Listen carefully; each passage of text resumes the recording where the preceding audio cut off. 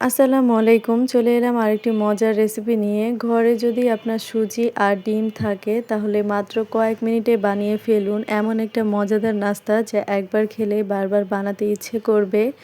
বাইরে বিস্কুট বা পিঠা কেন কিনবেন? খুব কম উপকরণে আজ দেখাবো নরম, সুন্দর এবং সুস্বাদু একটা দারুণ রেসিপি। বিশ্বাস করুন এই পিঠাটা বানাতে আলাদা কোনো ঝামেলা নেই। সুজি আর ডিমের এমন ব্যবহার অনেকেই জানে না।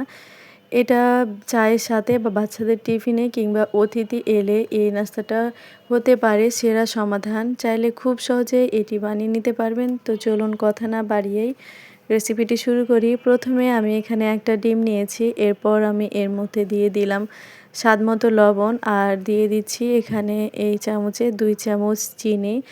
এখন ডিম আর চিনিটাকে ভালো করে মিশিয়ে নিব যতক্ষণ না পর্যন্ত এই চিনিটা গলে যাচ্ছে। তো ততক্ষণ পর্যন্ত আমি এভাবে ভালো করে ফেটিয়ে নিব।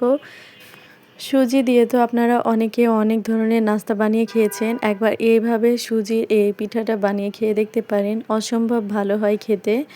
তো দেখতে পাচ্ছেন আমি একটা হ্যান্ড উইক্সের সাহায্যে এই ডিমটাকে ভালো করে ফেটিয়ে নিয়েছি আর চিনিটা এই পর্যায়ে গলে গিয়েছে। এখন আমি বাকি উপকরণগুলো এর মধ্যে দিয়ে দিব। তো প্রথমে আমি ২ চামচ দিয়েছি গুঁড়ো দুধ আর গুঁড়ো দুধটা দিলে কিন্তু এই পিঠাটা খেতে অসম্ভব ভালো লাগে। চেষ্টা করবেন গুঁড়ো দুধটা ব্যবহার করার জন্য। এরপর আমি এখানে ১ কাপ সুজি নিয়েছি। এখন সুজিটাকে অর্ধেক দিয়েছি। এখন হাত দিয়ে এভাবে ভালো করে মিশিয়ে নিব। আর একবারেই সুজিটা দিবেন না। এভাবে একটু অল্প করে দিয়ে সুজিটা ভালো করে হাত দিয়ে মেখে নিবেন। তো আমি বাকি যে সুজিটা ছিল পুরোটাই আমি এখানে দিয়ে দিয়েছি। আর এখানে একটা ডিমের জন্য ১ কাপই সুজি লাগবে। তো এখন সুজি, ডিম সবকিছুকে ভালো করে হাত দিয়ে মিশিয়ে নিচ্ছি। আর এই কাজটা অবশ্যই হাত দিয়ে মেশাবেন তাহলে কিন্তু বেশি ভালো হয়। তো দেখতে পাচ্ছেন এ পর্যায়ে একটু আঠালো মনে হতে পারে, তবে এটা কিছুক্ষণ রেস্টে রাখলে দেখবেন সুন্দর মতো এটা সেট হয়ে গিয়েছে। এরপর আমি এখানে ২ টেবিল চামচ দিয়ে দিচ্ছি ঘি। আর অবশ্যই এখানে ঘিটা দিবেন তাহলে কিন্তু ডিমের যে বাজে একটা স্মেল সেটাও আসবে না। আর এই পিঠাটা মনে হবে যে আপনি ঘি দিয়ে ভেজেছেন, খেতে কিন্তু অসম্ভব ভালো লাগে।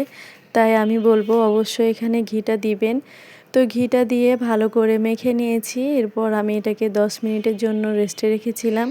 আর এ পর্যায়ে সুজিটা দেখতে পাচ্ছেন অনেকটাই কিন্তু মানে শক্ত হয়ে গিয়েছে। তো হাতে এখন তেল মেখে নিয়েছি। এরপর আমি এই পিঠাগুলোকে বানিয়ে নিচ্ছি। তো আপনারা এটাকে পিঠাও বলতে পারেন বা বিস্কুটও বলতে পারেন। যার যেটা মন চায় সেটাই বলতে পারেন, কোনো সমস্যা নেই। আর আমি কিন্তু এরকম একটু গোল করে চ্যাপ্টা করে দিয়েছি। এভাবেই বানিয়ে নিয়েছি। আপনারা যেকোনো সাইজে এটাকে বানিয়ে নিতে পারেন বা ২ হাতে তালু দিয়েও এটাকে বানিয়ে নিতে পারেন। আমি ১ হাত দিয়ে এভাবে বানিয়ে নিচ্ছি। আর এই তো দেখতে পাচ্ছেন কতটা সহজভাবে এখানে নাস্তাগুলো তৈরি হয়ে যাচ্ছে। আর আপনাদের কাছে যদি মনে হয় যে এটা একটু বেশি আঠালো হয়ে আছে, তাহলে এখানে আরও একটু সুজি অ্যাড করে দিতে পারেন। আর ডিমটার সাইজ অনুযায়ী আরকি এখানে সুজিটা দিলেই বেশি ভালো হয়। তবে একটা ডিমের জন্য ১ কাপ সুজি হলেই যথেষ্ট। তো দেখতে পাচ্ছেন আমি সবগুলো নাস্তাকে একভাবে বানিয়ে নিয়েছি। এখন আমি কড়াইতে তেল গরম করে নিয়েছি। আর এখন সুজির এই পিঠাগুলোকে আমি এর মধ্যে দিয়ে দিচ্ছি। আর তেলটাকে বেশি গরম করে এই নাস্তাগুলো দিবেন না। যেহেতু সুজি খুব তাড়াতাড়ি এটার কালার চলে আসে। তো আমার তেলটা একটু বেশি গরম হয়ে গিয়েছিল। তো এজন্য আমি আগের পিঠাগুলোকে আগেই উল্টে দিয়েছি। আর কালার কিন্তু চলে এসেছে। এখন লো আঁচে আমি এই পিঠাগুলোকে ভেজে নিব। এতে করে সুন্দর কালার আসবে, সেই সাথে ভেতর থেকে এই পিঠাগুলো ভালোমতো কুক হবে। তো দেখতে পাচ্ছেন সবগুলো নাস্তা আমি একবারেই কিন্তু দিয়ে দিয়েছি। আর এটা ভাজতে খুব একটা বেশি সময় লাগে না। খুব অল্প সময়ের মধ্যে হয়ে যায়। আর আপনারা আপনাদের পছন্দের কালার করে এখানে এই পিঠাগুলোকে ভেজে নিতে পারেন। তো যারা এ পর্যন্ত আমার ভিডিওর সাথে আছেন কিন্তু ভিডিওতে লাইক দিতে ভুলে গিয়েছেন, প্লিজ সবাই ভিডিওতে লাইকটা দিয়ে দিবেন। আর যদি আমার চ্যানেলে নতুন হয়ে থাকেন অবশ্যই সাবস্ক্রাইব করে আমার পাশে থেকে যাবেন। তো এই তো দেখতে পাচ্ছেন আমি পিঠাগুলোকে এপিঠ ওপিঠ ভালো করে উল্টিয়ে ভেজে নিচ্ছি। আর আগের যে পিঠাগুলো সেই পিঠাগুলোতে যেহেতু কালারটা চলে এসেছে, এজন্য আমি আগের ২টা পিঠা আগেই উঠিয়ে নিচ্ছি। এরপর এগুলোকে আরেকটু লো আঁচে আমি আরেকটু লালচে করে ভেজে নিব। আর একটু সাদা থাকতে এগুলোকে নামিয়ে নেবেন। ঠান্ডা হলে কালারটা আরও বেশি হয়ে যায়, তো এই জন্য একটু সাদা করে নামিয়ে নেবেন। তো এই তো আমি এখন সবগুলো পিঠা ভাজা হয়ে গিয়েছে, এখন আমি এগুলোকে তেল ঝরিয়ে উঠিয়ে নিব। তো এই তো দেখুন পিঠার একদম ফাইনাল লুক। আর এই তো মাশাআল্লাহ পিঠাগুলোর কালারটা কতটা সুন্দর এসেছে দেখে নিশ্চয়ই বুঝতে পারছেন। আর অতিথির সামনে দিলে তো তারা বুঝতেই পারবে না যে আপনি এটা সুজি আর ডিম দিয়ে বানিয়েছেন। আর এটা বানাতেও কিন্তু খুব বেশি সময়ের প্রয়োজন নেই। তো আমি আপনাদের সুজিগুলো হাত দিয়ে দেখাচ্ছি যে এটা দেখতেও যেমন লোভনীয় হয়েছে, খেতেও কিন্তু ভীষণ মজা। ওপরটা একদম ক্রিস্পি আর ভেতরটা একটু সফট, তো খেতে কিন্তু দুর্দান্ত হয়।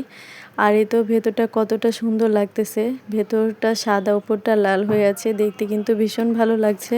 আর এই সুজির এই নাস্তাটি কিন্তু বাচ্চারা অনেক বেশি পছন্দ করে, চাইলে বাচ্চাদেরও এভাবে খুব সহজে ঝটপট বানিয়ে দিতে পারেন।